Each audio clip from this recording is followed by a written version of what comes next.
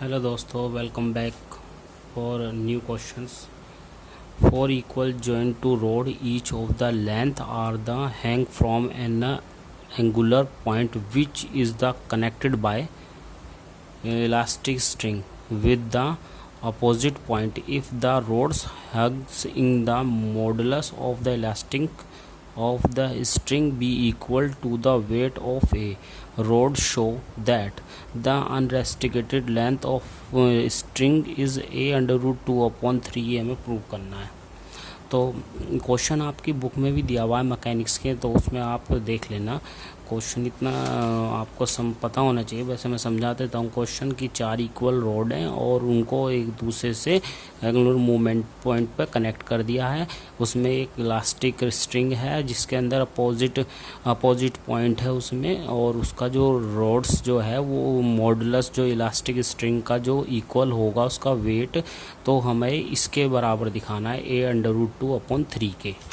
तो देखते हैं आंसर क्या है कि कैसे सॉल्व आउट होगा। तो इसको सॉल्व करने के लिए सबसे पहले हमें देखिए फिगर में आपको ये दिख रहा होगा कि फिगर क्या है कि फिगर एक 4 स्ट्रिंग है, एक फिक्स पॉइंट है। अब ये फिक्स पॉइंट है तो इसमें जो है ABCD, इसमें 4 पॉइंट है जिनकी लेंथ A है। अब यहाँ पर देखिए given that the modulus of the elastic lambda, हमने कोई इलास्टिक जो लिया है वो लैम्डा लिया है और जो हमारे पास इक्वल है W के। तो W weight of the rod है। तो let real length of the string L होगा, तो prove that L equals to A under root upon 3 हमें प्रूव करना है। तो length of the each of rod A, तो length of each rod weight W, then sine 45 तो equal है, तो 45 डिग्री एंगल होता है स्क्वायर में, तो 45 ये कितना हो जाएगा AG अपॉन AB, यानी कि L upon K, length upon hypotenuse. तो AG कितना है मेरा, AG मेरे पास ये और AB मेरे पास ये।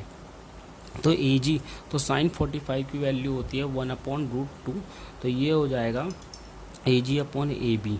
तो हमारे पे AB जो वैल्यू है AB यहाँ पर भी A है, यहाँ पर भी A है, यहाँ पर भी A है, तो ये यहाँ पर भी A, यहाँ पर भी A, यहाँ पर भी A, यहाँ पर भी, इसकी लेंथ A है।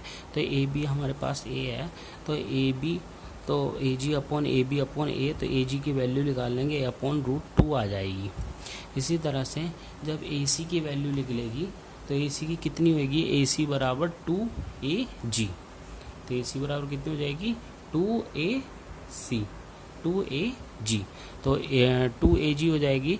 तो यहाँ पर AG की वैल्यू मेरे पास कितनी है, A अपॉन रूट 2 हम पुट कर देंगे तो बराबर AC हो जाएगा। तो AC बराबर कितना हो जाएगा 2A upon under root 2 upon under root 2।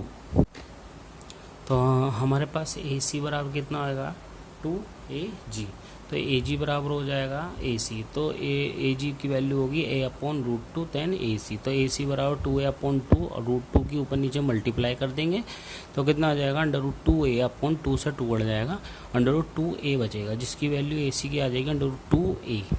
अब देखिए AC बराबर कितना है A under root 2, equation number first.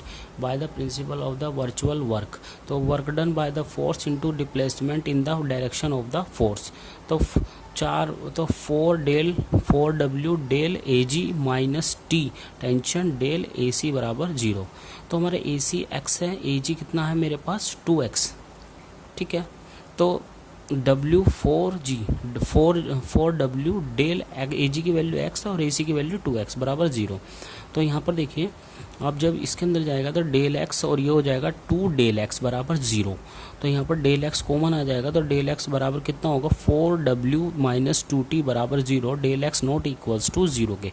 तो 4W minus 2T equals to 0, then 4W is equal to 2T upon 2T, तो T बराबर कितना हो जाएगा 2 से 2 कट जाएगा, T बराबर 2W हो जाएगा, जिसके लिए AC बराबर कितना आएगा, AC बराबर आएगा A अंडर रूट 2 और T बराबर कितना हो जाएगा 2W।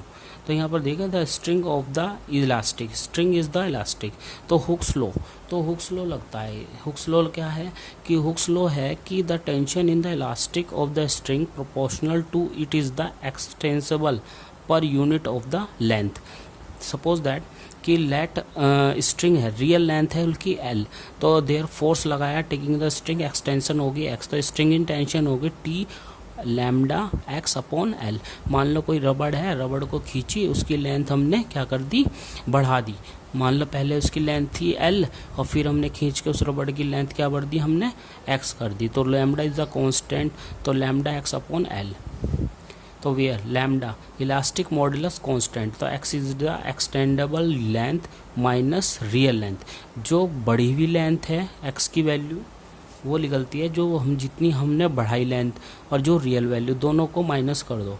तो 4w equals to length then string length, तो a√2 है, तो रियल लेंथ हमारी l है और हमारी एक्सटेंशन लेंथ कितनी है, a√2, तो x is equal to a√2 minus L.